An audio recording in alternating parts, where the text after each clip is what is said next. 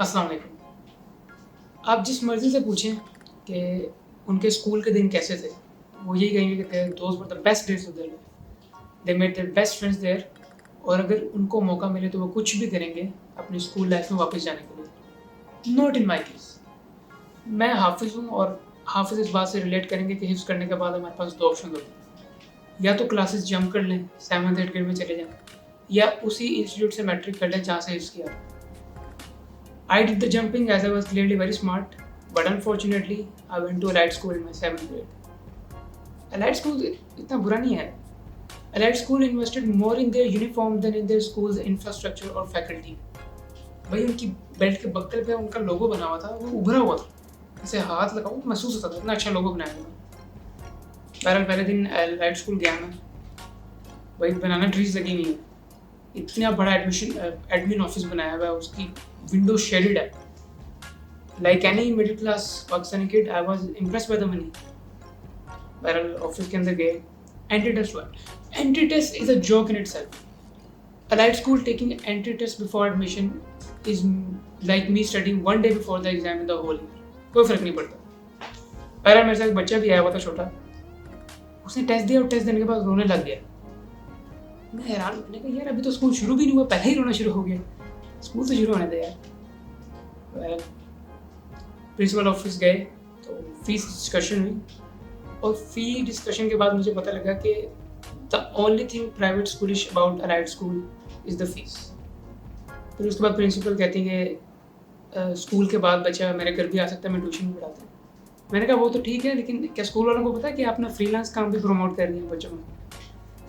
खैर of course I got into school. तो Hogwarts थोड़ी था, इतना मुश्किल था. स्कूल गया पहले दिन. जैसे ही मैंने एडमिशन ऑफिस क्रॉस किया ना, मुझे लगा मैं ऐसी जगह आ गया हूँ जो 100 साल पुरानी. और इन अदर वर्ड्स मुझे ऐसा लगा like I reached Afghanistan.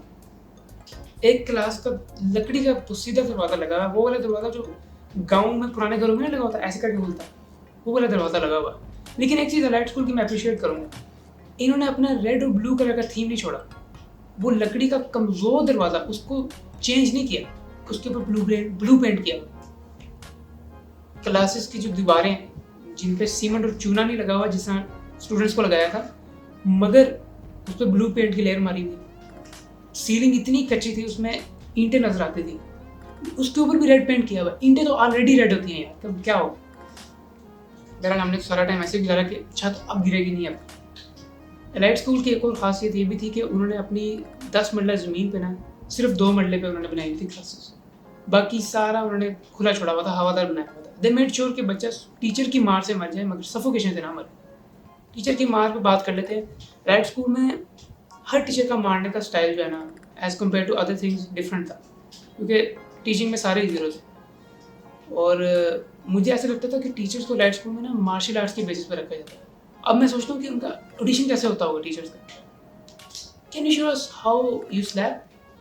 Oh, that's already taken by our science teacher. Can you keep? Oh, that's great. I think you can fill the mathematics spot. लेकिन एक चीज़ बड़ी इंटरेस्टिंग हुई थी मेरे साथ लाइट स्कूल में.